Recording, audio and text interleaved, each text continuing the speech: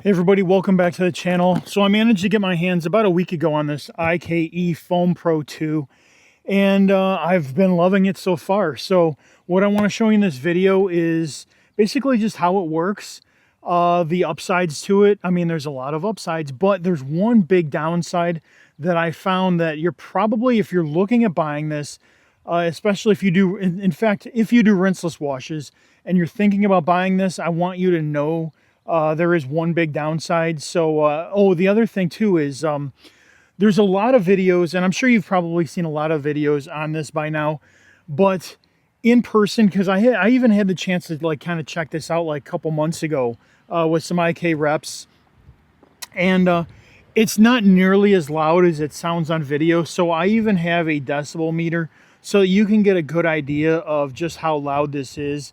And well, we're going to go from there. And then I'm also going to show you, I have some different chemicals, things that I would use this with, different wheel foams, tire cleaners, things like that, even a foaming rinseless wash, because I want you to see kind of like what you can expect out of this. And then, you know, kind of the noise, I guess. So once you open it, you're going to get the foamer itself. Now this has a yellow end on it. This does not come installed. It comes in a little bag. And so what you get is you're going to get a little bag with some different, let's see. Well, but anyway, there's just some extra filters in here. There's two different foam tips. One produces a more wet foam, the other produces more dry, and then there's an intermediate one already installed. I personally always just leave the intermediate, and then I control the amount of foam I get based on the amount of product dilution inside the container there. And then also in this bag, you're going to get one of these yellow ones, and you're going to get a blue.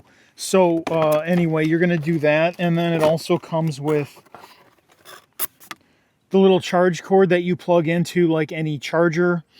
It's got a USB, regular USB on one end, and then a USB-C on the other end. And then also, all right, the little instruction manual. And it specifically says eFoam Pro 2 on there.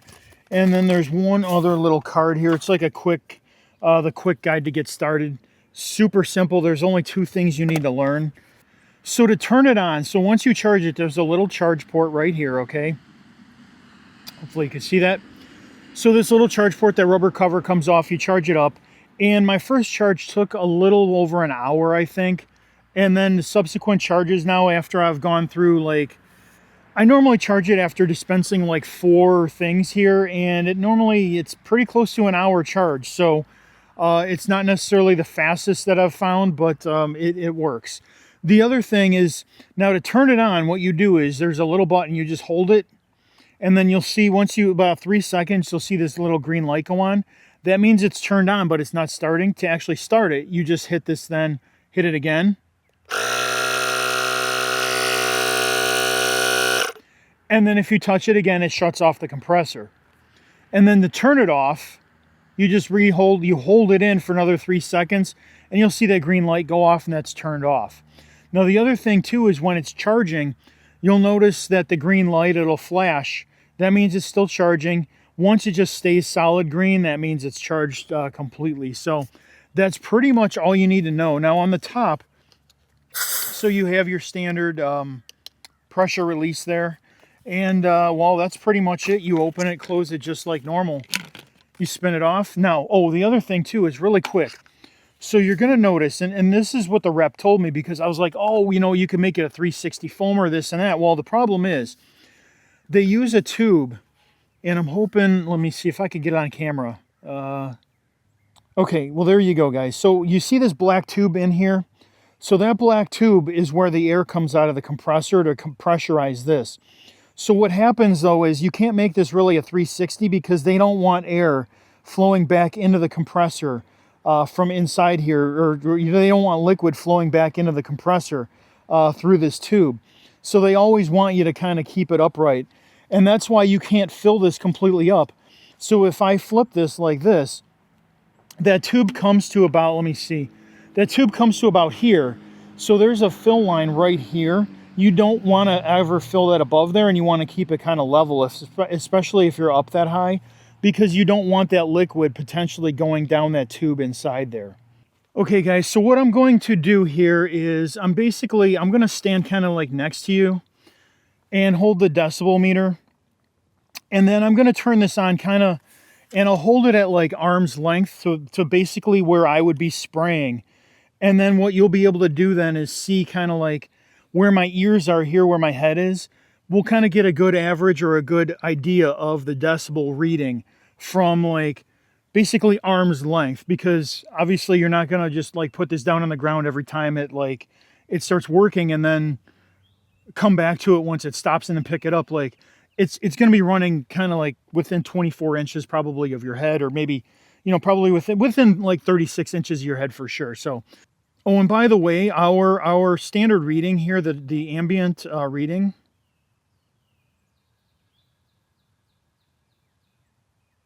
is bouncing around between 50 and 55 decibels. So let's get started. Here we go.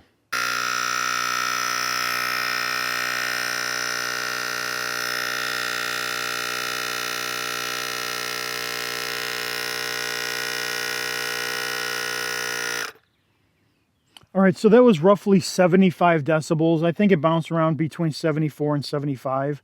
So that gives you a good idea. It's really not that loud. I know on camera or on, when you see other people do this stuff, it really is like, it sounds louder than it is, but in person, and it's not super loud. It's a nice, I don't want to say it's a hum, but it definitely sounds better than it does probably through the microphone here. Okay guys, the first thing that we're going to be using is ADS Armor Detail Supply tire. It's 4-to-1, and the other cool thing that IK came out with, I think even last year, is these little lids for your stuff. So when you mix up a batch and you're done, you can take the top off of your container, and you can literally just like put the lid on and seal it up until your next use. Oh, and this has an auto shut off. If you don't use it after a few minutes, it does shut off. Already full. It took maybe, I don't know, 15 seconds. I'll put it on the video. Here we go.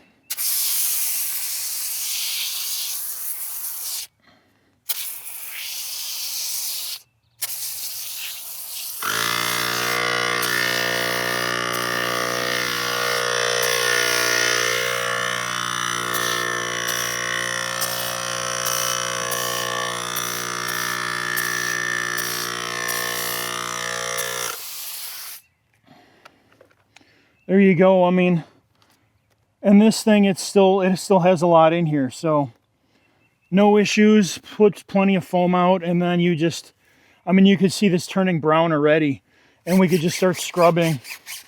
All right, guys, the next product I'm going to try is, it's actually from my local supplier, Professional Detail Products. It's their tire cleaner, and this is also mixed 4-to-1, just like the Armor Detail Supply that I just did on the back. Let's see how this foams.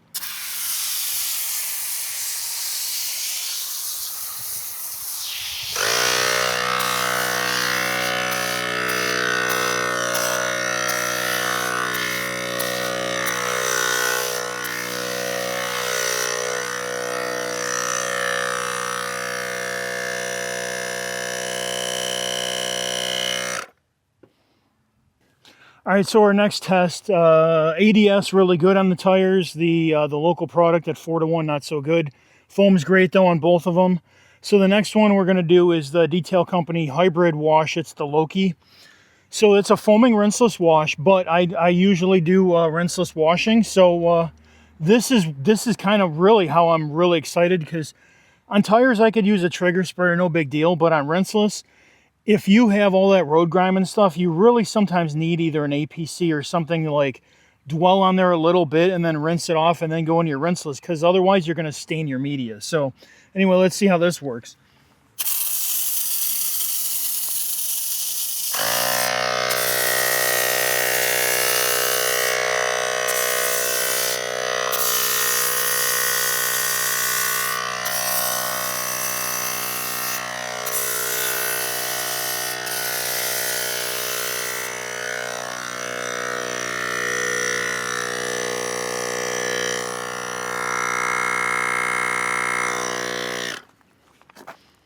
By the way, guys, this was 1 ounce into 32 ounces into the foamer, so it's not like I added a ton of soap. I mean, this works just like a normal Foam Pro. So, you know, except you never have to freaking like pump the damn thing again. So I really like this, and it has just, like at this ratio 1 to 32, this has just enough like liquidity in the foam. It's just runny enough to actually start dripping down and off and kind of pull some of that stuff off so that I don't have to like rinse. It's just going to start pulling it down, breaking it off. So anyway, that's the test with the Loki. But let me show you the fail now of why you might want to think about this if you do rinseless washes, why you might want to be hesitant. All right, guys, so I'm going to show you now the one kind of like fail that I feel that IK did. In fact, it's not a fail with the foam, the eFoam Pro 2 here. It's a fail with their Multi-Pro line. Because their Multi-Pro line, in fact, both of mine are like this, okay? The 360 sprayers. The air pressure at which it pops off, the little, like the overpressure valve, the pop-off valve, is lower than the Foam Pro. So if you pressurize to the same amount, well, you'll see. So if I put the 360 sprayer in here, so let's pretend I'm trying to do a rinseless, and I don't want to sit there and pump up the thing. So I want to show you what happens. So this is it's going to keep pressurizing, and what's going to happen, because it never reaches pressure, this valve is just going to pop open, and this is going to keep pumping. And as soon as I press down on this, I want you to see how it stops.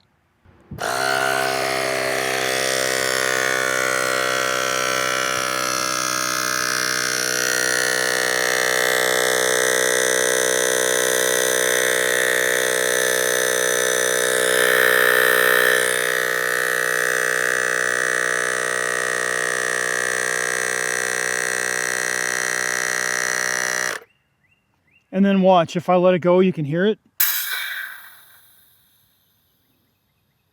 So what happens is, and it's still releasing, what happens is that this thing will keep pumping, and that really never, like, it stops. It doesn't stop prior to this actually, like, releasing. So what happens is I found that this just keeps pumping and pumping. So if I go over to the car and I just start spraying, it's going to start again.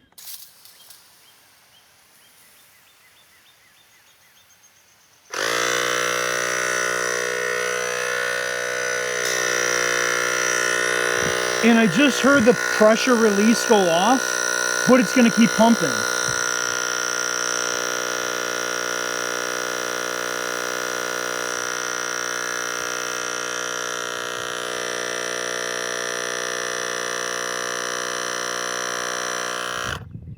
And that's the problem with, you heard that. That's the problem with their 360 sprayer, at least. I really wish that they would have pressurized or had the same exact like pressure setting on this as the Foam Pro, because then literally there would be no, like, there wouldn't be an issue. They wouldn't have to maybe come out with a new compressor design to attach to the 360 or just the regular Multi-Pro. And maybe they didn't have to come out with a new Multi-Pro head. As of right now, they're either going to have to do some type of retrofit. They're going to have to come out with a Multi-Pro like version 2 with the same, so that you could switch bodies here or whatever it is, because as of right now, when I switch over and just want to use this as regular like rinseless, it doesn't want to shut the compressor off because this pressure release valve, it just releases. Now, you heard it pop. The thing is, it's still holding enough pressure in there, so it hasn't dropped below the amount of pressure that's going to restart the compressor. But once it's running, it's not going to stop because it just keeps releasing that pressure. So as a foamer, it works fantastic. But if you want to switch the heads, kind of not so great. So anyway, guys, that is the new IK eFoam Pro 2. And it's a great, I love this thing. It's not nearly as loud as it sounds in video. It pumps up really fast. And the other thing too is you're going to see other people, you know, they connect, and they have these like little compressors that they're going to stick to the side of it, you know, and they got to like hit the button a bunch of times to get it to work. And like, it's almost like the old Nintendo thing where you had to do like, or maybe it was Xbox, whatever it was, you had to do like up, down, left, right, A, B, you know, some all kinds of trigger presses and stuff. Like this, you just press the button and it works. Like, who needs all that other crap? You don't, like, there's no point to it. So anyway, guys, that's my review here. If you want, I have a discount code at the House of Rags, 10% off.